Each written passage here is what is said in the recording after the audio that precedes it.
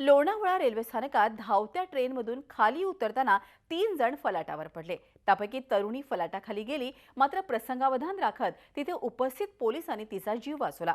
सकाळी 9:30 वाजण्याच्या सुमाराला पुण्याहून मुंबईला जाणारी काकीनाडा एक्सप्रेस लोणावळा रेल्वे स्थानकात 2 मिनिटांचा थांबा घेऊन निघाली।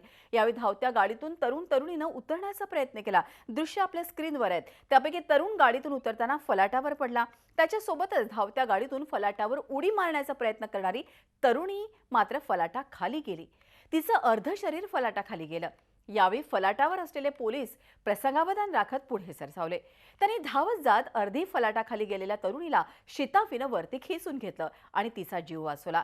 नसती घाई संकटात नाही असं म्हणतात ते खोटं नाही। यामुळे या तरुणीच्या जीवावरच हा प्रसंग बेतला होता। मात्र मोक्याच्या क्षणी धावून आलेल्या पोलिसांनी तिचा जीव वाचवला। प्रत्येक जण अशा प्रकारे सुदैवी असतोच असं नाही। त्यामुळे आतताईपणा न करता रेल्वे प्रवाशाने जीव धोक्यात न घालणं हेच शहाणपणाचं।